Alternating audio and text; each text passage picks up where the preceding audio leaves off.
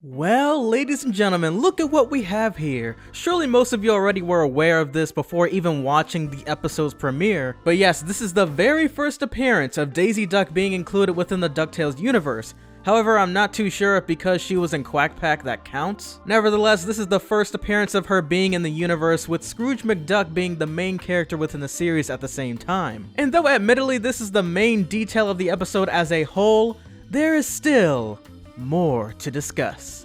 Roll that intro.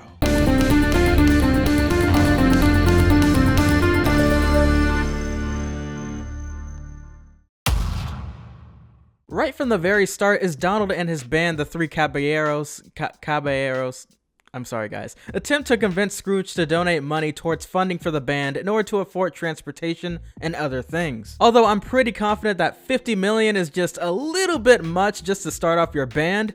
At this point, they could have just said that in order to take some money and leave, or, which in my opinion is worse, they really believe that they still have a chance despite the many times they themselves doubted their work and performances. And now I also wonder who the other three rich people were who they supposedly sung to inside of their own bathrooms.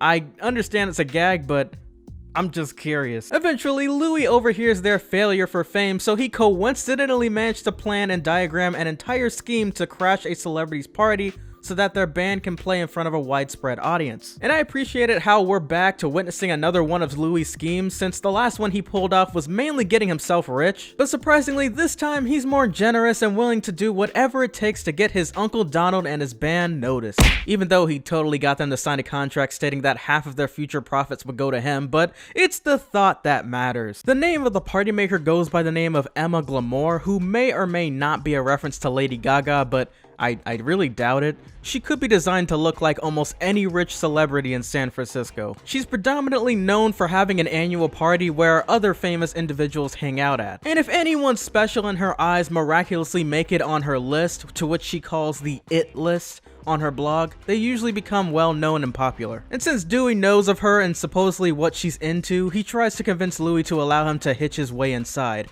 but Louie turns him down. I mean, who else would believe that doing a bunch of failed yo-yo tricks would get them past a trendy stuck-up blogger? Eventually, they make their way to the gala and notice Daisy, who is shown as Glamour's assistant, which is the perfect job for her considering her classy personality and endless amount of time she's probably raged during her shifts working as Glamour's aide. The first thing that we can point out is Daisy's signature bow, yet it's black, and I'm guessing that's partially because Webby's already got that as her style. Yet the character designers did intentionally give her a pink coat, probably in order to give somewhat of a callback to her original model. Now, I don't mind if I sound somewhat stupid for asking, but was I the only one who found it odd how Daisy has the same last name, Duck? Of course, they shouldn't be within the same family, or else that would be some weird stuff, but this is a show that mainly takes place within a town called Duckburg, so go figure. They probably just ended up having the same last name, but yet have no relation whatsoever.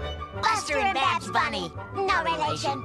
Let's hope not. It's a children's show. The team soon stumble upon Falcon Graves, who also gets himself the perfect job while working for Emma Glamour, which was as a top security guard. His first and most recent appearance before this episode was way back in season 1, with him being hired as an agent to steal from Mark Beeks, which ended up being a fluke. And the last time Dewey saw him, might cost him millions of dollars and threw him off a building. And that's not the only element from season 1 that this episode manages to bring back from the past. It also brought back Dewey's golden party helmet in order for him to disguise himself out of Falcon's sight. Once they astonishingly do the impossible by making it inside, they plant multiple distractions in order to get Emma alone so that Louie can talk with her. Distractions such as using a harpy, who I believe Louie somewhat trained with lemons. But in the meantime, Donald does his part by following Daisy inside of an elevator, only for Webby to trap them both at the wrong time, which leads to Daisy ultimately finding out about Donald's scheme and instead willing to listen to him sing. The animation during this sequence is beautiful here, and is almost as beautiful as Dominic Lewis's voice,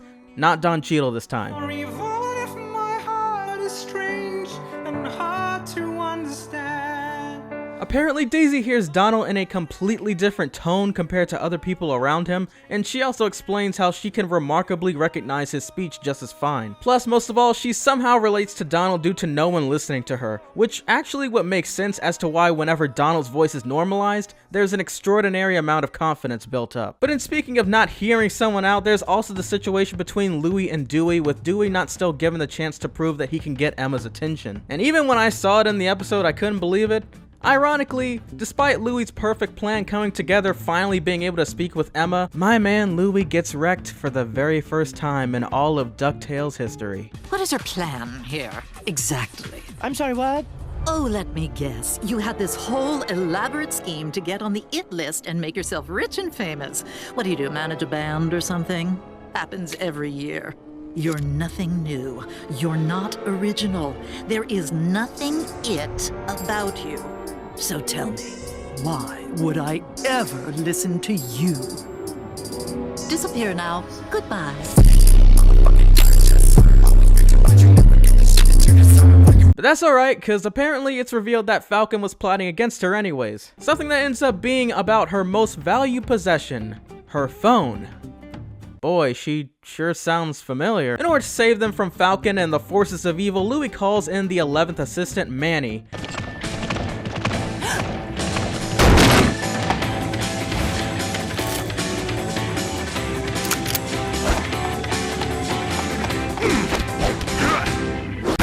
And he's trash. But continuing on, Graves informs Emma that he marketed her phone for the IT list to the highest bidder, who ends up being... Oh no, not again! Not Mark Beeks! Oh, Gravesy! Long time no crime! Can we just give this man a well-deserved slow clap?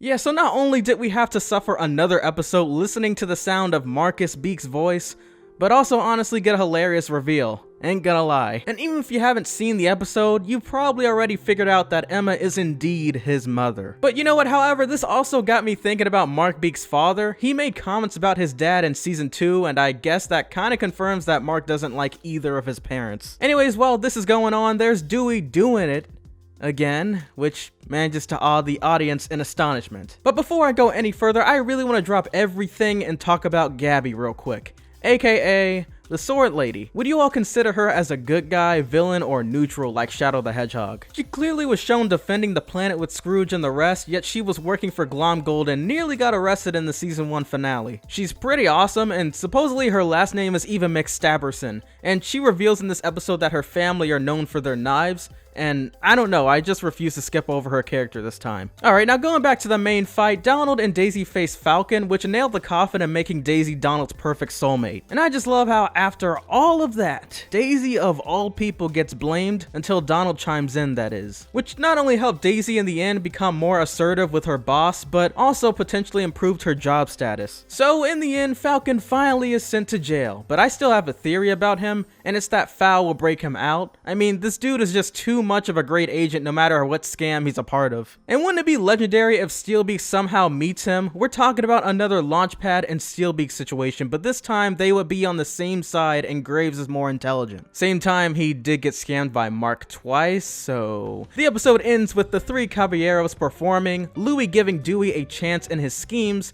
and Donald finds his girl. All in all, this was an interesting episode to say the least, and I feel like Daisy won't be a character like Della where she appears most times, but at least we can definitely expect her again this season. And now that we're most likely gonna see Donald and Daisy get into a relationship in the future, I only imagine what's gonna happen between Penumbra and Launchpad, as well as Goldie and Scrooge, because we haven't seen them together in a while. Especially Goldie and Scrooge specifically, because I mean, these two have been at it since season 1, yet nothing has happened. I guess they both feel like money is the answer of all things, but yet in the end they'll find love with each other and realize, you know what? The thing most important other than money is true love. This has once again been your boy, The Next Big Thing, and I will catch you all in the next one.